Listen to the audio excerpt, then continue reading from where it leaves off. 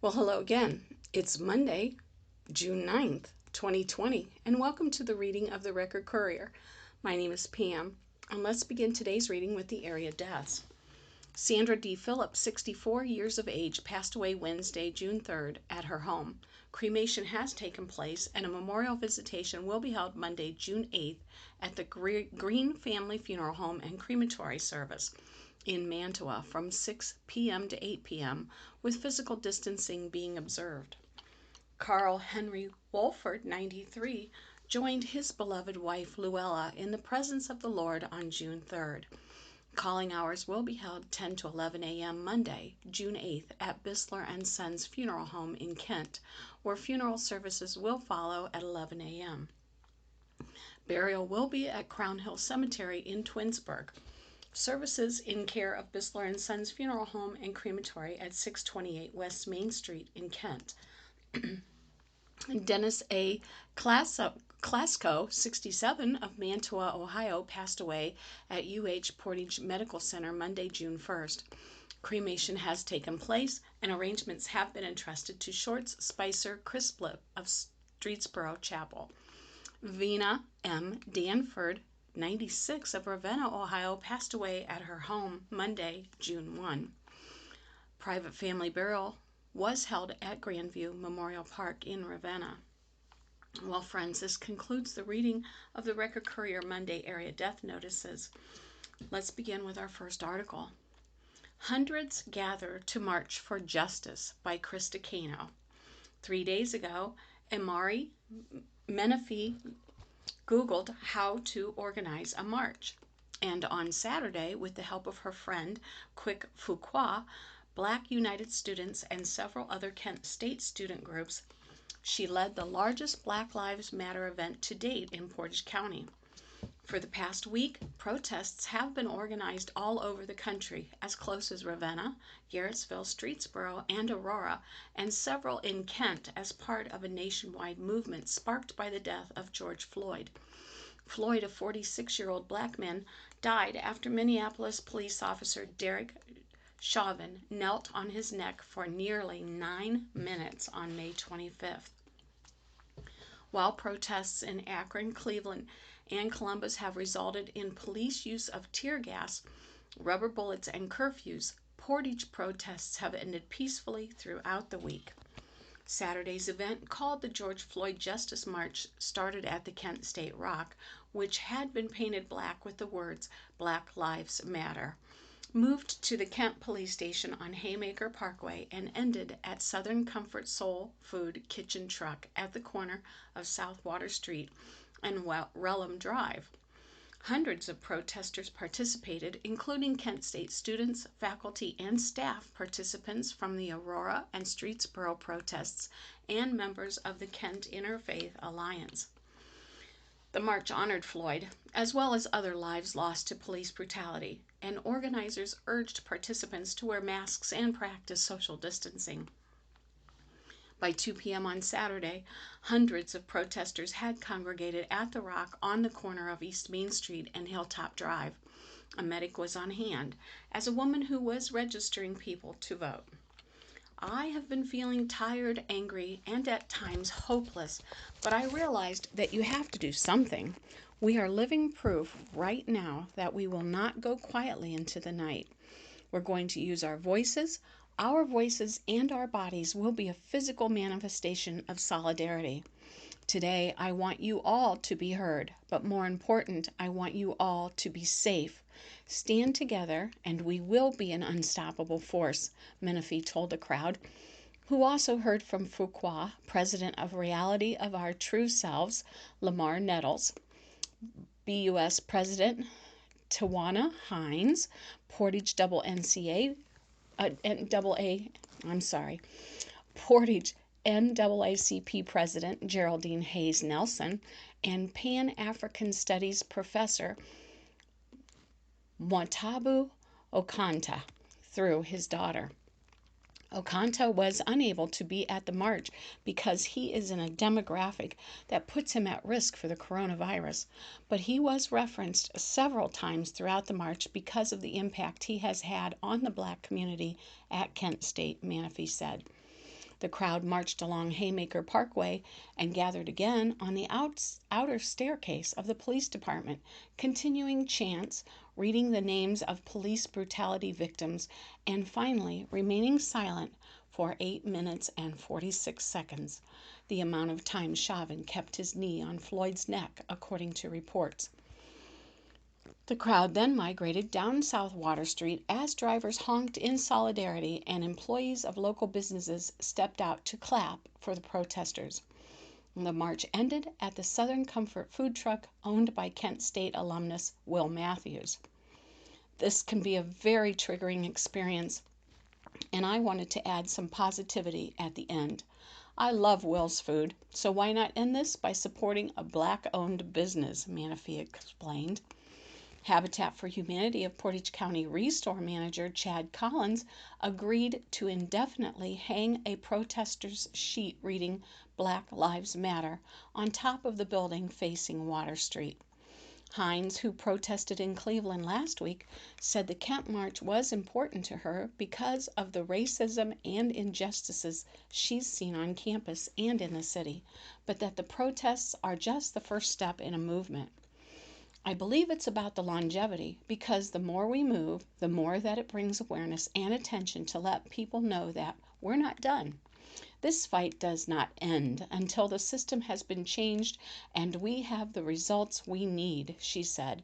The next step, if for George Floyd, Breonna Taylor, and Ahmaud Arbery to receive justice, and for Kent State specifically, part of the next step is to acknowledge that the system is racist.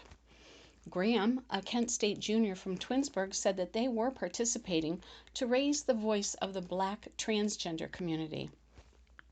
A lot of people say Black Lives Matter, but there's an asterisk there because they don't always mean Black gay lives, Black queer lives, Black trans lives, Black disabled lives. When you ignore Black trans people, you ignore me and my struggle, says Graham, who will soon be taking a leadership role in the intersectional LGBTQ and organization threads on campus. Renee Romine, president of Pan-African Faculty and Staff Association, said that as someone who was in the South in the 1960s, she is saddened to see the lack of progress, but feels hopeful watching younger generations take control of the movement. It takes young people to be involved to move it forward, to understand history, and always focus on the cause. We need them. We need everybody, Romine said. Nettles urged white protesters to speak to their friends and family about racism, saying Jim Crow has to go, and said he viewed victims of police brutality as heroes because without them and their stories, our generation might not have been united in such a way. We're not just posting anymore. We're on the streets and in our community. It's time to make the establishment uncomfortable. Today, we will peacefully protest, but make no mistakes that our voices will be heard. For Gregory King, a Kent State professor of dance, the march was the fourth Black Lives Matter event he has attended this week and says he keeps showing up because it's my job. If we're going to enforce and advocate for change, we have to be present. Showing up is half of it. My students need me. Menifee says that she believes the next step in this movement is registering people to vote, an option that was available during the march. I used to think my voice and my vote didn't matter, and now I know that's not true. If my voice and my vote didn't matter, they wouldn't try to suppress it. Our next article, Portage Communities Support Black Lives Matter by Eileen McClory and Krista Cano. Along with the rest of the country, a series of protests in support of the Black Lives Matter movement were held across Portage County on Friday night. Protesters in Kent, Streetsboro, and Aurora held up signs and waved to passerbys who honked at them, even in the midst of a thunderstorm. In Kent, the protests were held in front of the Kent Police Department on South DePeyster Street. On Kent's campus, people gathered in front of the Student Center at 8 p.m. to celebrate the life of Breonna Taylor, a 26-year-old Black woman and EMT who was killed by Louisville police who used a no-knock warrant to get into her home on March 13th. Family said Taylor and her boyfriend believed someone was breaking into their house. Hopefully, as the Black Lives Matter movement continues to grow, there will not have to be a next unlawful murder of a black woman or man, Jackson said. The Louisville Courier-Journal found the police investigation was not centered on Taylor, but on two men suspected of selling drugs in an area more than 10 miles away from her apartment. Two other Kent State students, Ashanti Black and Khalil Cage, both read poems they have written in recent weeks on their feelings on the deaths of Black Americans. Kent State undergraduate student government body president Tira Moore also spoke at the vigil. She said she was the third Black woman to become student body president in 100 years. Moore said the way Taylor was killed was unjust. Above all, she was a person, Moore said. She was a human being. A Black Lives Matter protest in Streetsboro, organized by recent Streetsboro High School graduate Sierra Cook, started at 3 p.m. and ended around 7:30 p.m. James Santangelo, 21, of Streetsboro, said that the group size peaked at about 45 people around 5 p.m., with protesters standing on all four corners of the Route 14 and 43 intersection. Though the group was petering out, the protest ended largely because a man drove past the group, gave them a middle finger, and flashed a gun, he said.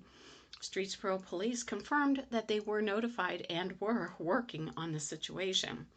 The protesters were also approached by individuals who argued that all lives matter, but protesters were largely supported by drivers who honked their horns in support. People who were driving by told us we should go to the police department or to city council. But I wanted people to see us supporting the people and see us being together, Cook said. I feel like Streetsboro is a very mixed community, and I wanted to have everyone come together to show that we are with each other. Amari McNeely, 17, said she felt it was important to be at the protest because of the recent publicized cases of police brutality, but it was only the first step. This was a boiling point for African Americans, and if we stay quiet, this will keep happening. I've been facing racism the past couple of days with people threatening me, calling me racial slurs, and I feel like if we don't do something now, it's going to keep getting worse. Hopefully, change will come, she said. Protests have been ongoing at the Kent Police Department this week. Iris Meltzer, president of the Ohio League of Women Voters and a Kent resident, said she wanted to see police defunded and social services for poor communities funded instead. She said she would also like to see the end of environmental racism, where communities of color are more likely to be exposed to pollution and lead paint than white communities. And she added she would also like to see prisons emptied. When asked why she was out in a thunderstorm protesting at 6 p.m., Meltzer said, "Because I know I have benefited from white privilege, and if I remain silent, I am complicit." As the protests in Kent and Streetsboro continued, a protest in Aurora was beginning.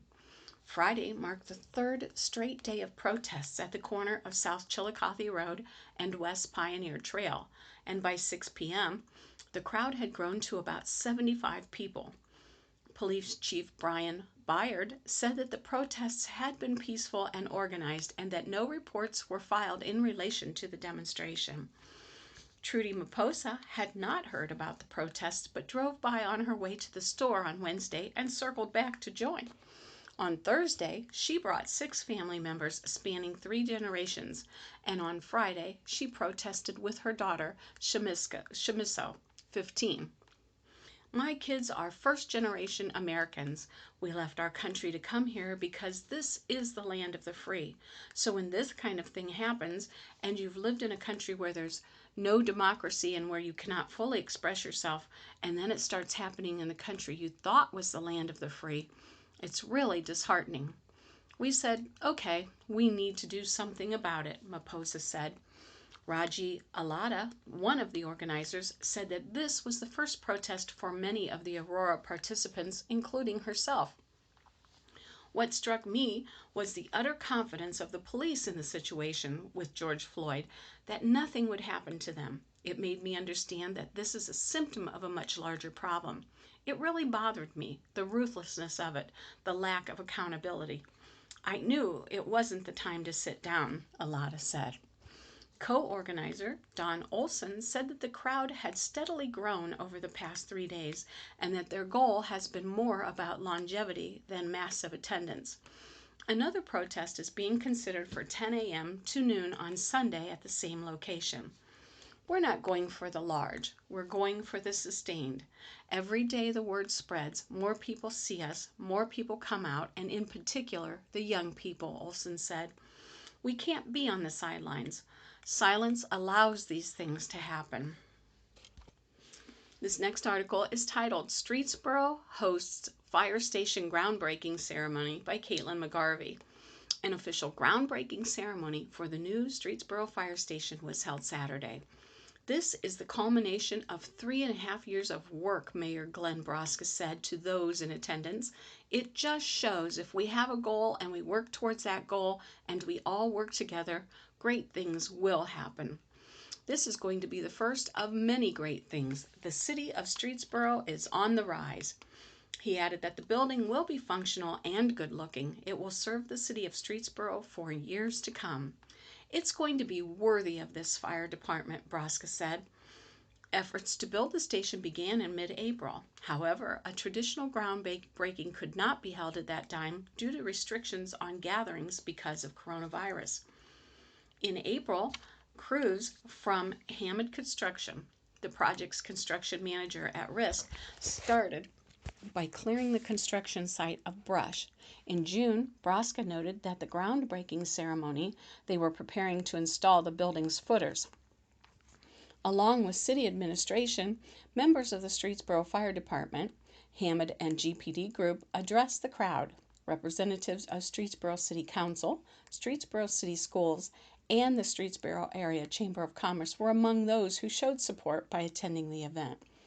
Streetsboro Fire Chief Robert Reinholz started his speech by remarking on the process that it took to make the building a reality.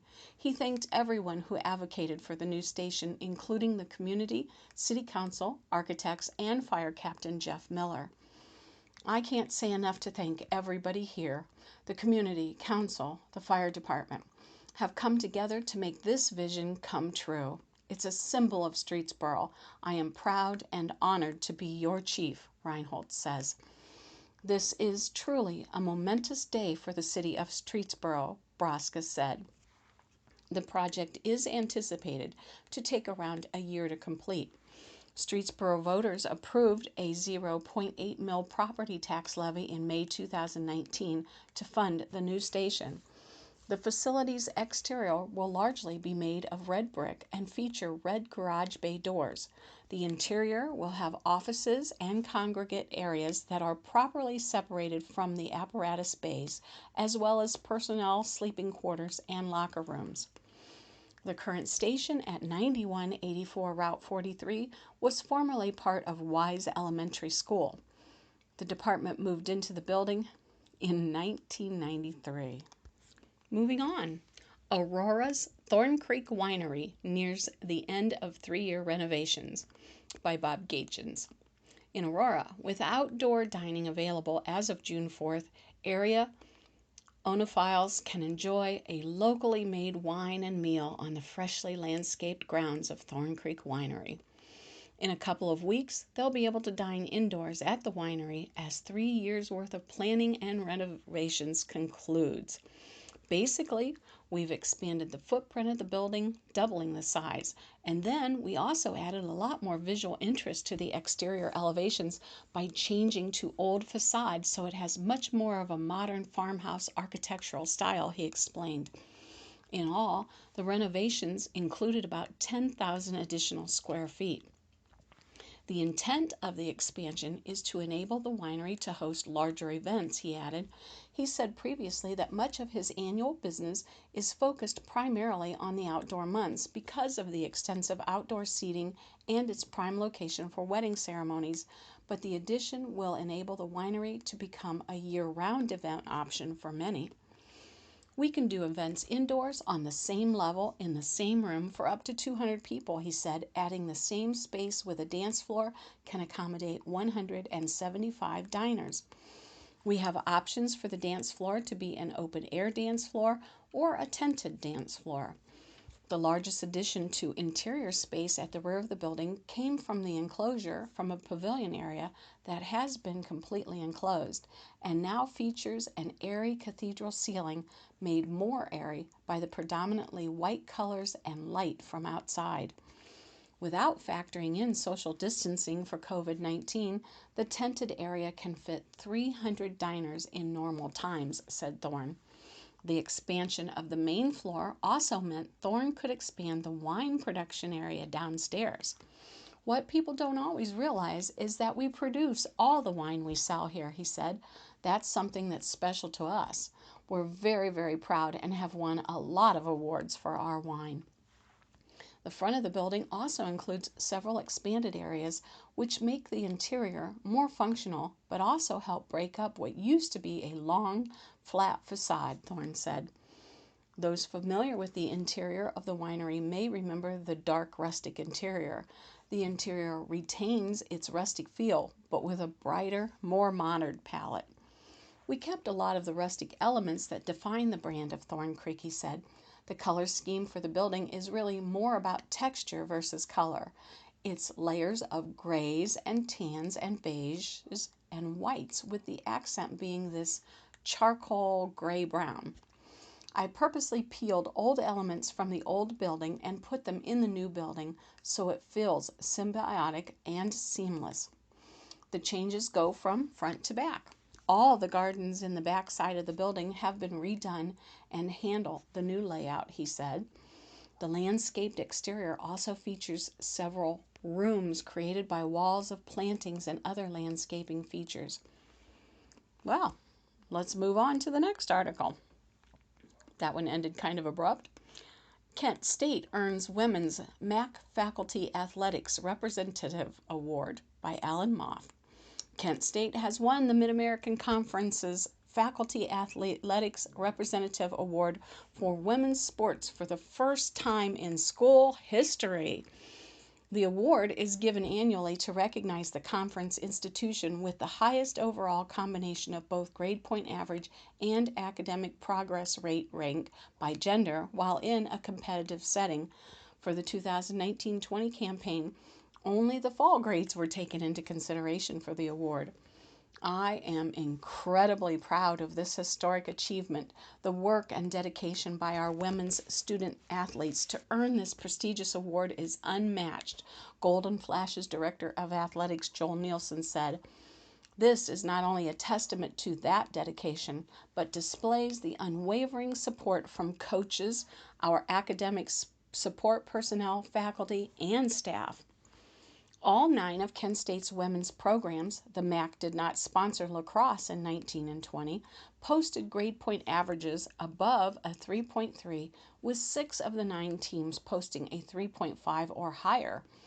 Leading the way was gymnastics, which posted its second highest mark in program history with a 3.70 team grade point average in the fall term. We are extremely proud of all our student athletes for the way they handled themselves academically, Flash's gymnastics head coach, Bryce Biggins, said. They worked extremely hard and had tremendous support and help from our academic support staff. The team worked really hard together to perform their best academically. Field hockey led the fall teams with 3 distinguished scholar athletes, Louisa Knapp, Layla Richter, and Clara Rodriguez-Cito, an award that recognizes a student athlete who posted a GPA of 3.5 or higher and was named All-MAC. Soccer, Batal Katz, and volleyball, Alex Hafner, also had individual recognized by the conference. I am very proud of all of our female student athletes and their incredible work in the classroom this past year, field hockey head coach Kylie DeSantis Moyer said. Academic excellence is such an important part of Kent State athletics, and we are so grateful for all our resources and the support of our academic support staff that had a critical role in this historic achievement. The Flashes also excelled in the Academic Progress Report, or the APR, released last month. Kent State had single-year perfect score APR rankings of 1,000 in women's basketball, women's cross country, women's golf, gymnastics, softball, women's soccer, women's track and field, and volleyball. In addition, women's golf, gymnastics, and softball have all averaged a perfect score APR ranking of 1,000 over the previous 4 years. Track and field. Kent State's Rachel Banks and TJ Lawson have been named the 2020 COSITA Academic All-District Men's and Women's Track and Field Cross Country First Team for District 5. A nursing major with a 3.83 cumulative grade point average, Banks earns academic all-district honors for the second year in a row. A 3-time All-MAC second-team performer during her 3 seasons at Kent State, Banks owns 4 top 10 marks in the school's record book. A sports administration and business management double major with a 3.792 cumulative grade point average, Lawson also adds his second academic all-district honor. He owned the number 4 heptathlon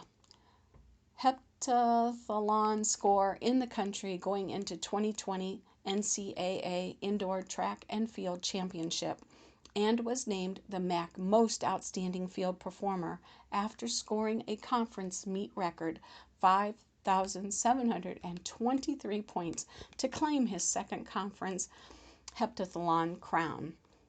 A 5-time All-American overall, the former Stowe High School star owns Kent State records for both multi-events.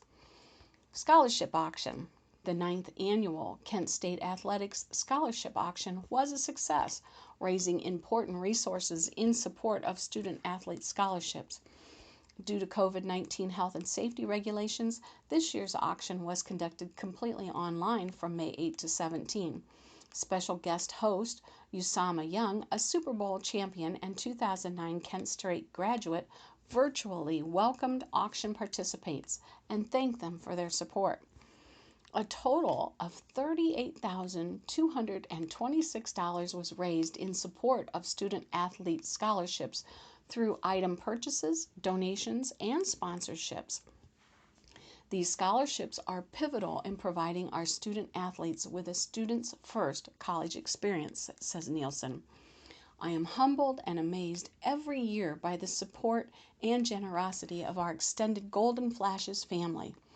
I want to thank everyone who helped make the event a success, especially with the special circumstances this year, and a special thank you to Usama Young for taking the time to be our virtual host.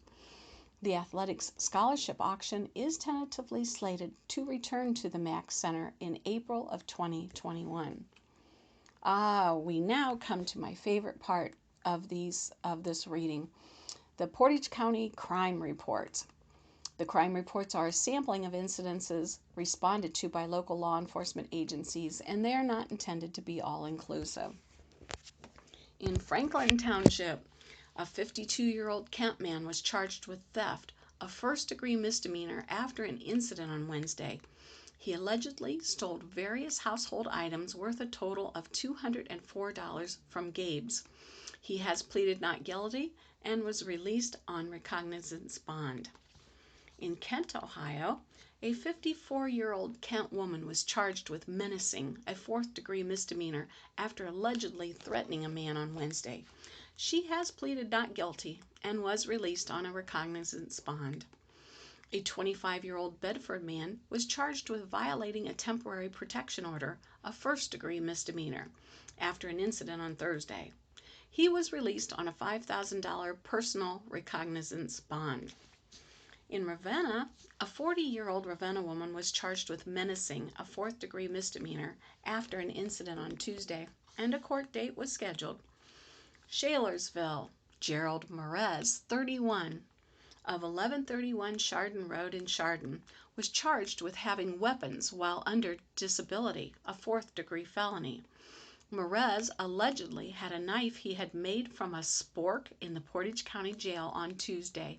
He's currently incarcerated in the jail for escape, a third-degree felony. He remains in jail. Wow, he was industrious. My friends, this concludes the reading of the Record Courier for Monday, June 9th. My name is Pam. Thank you for spending this time with me. Please keep yourself safe and make it a great day.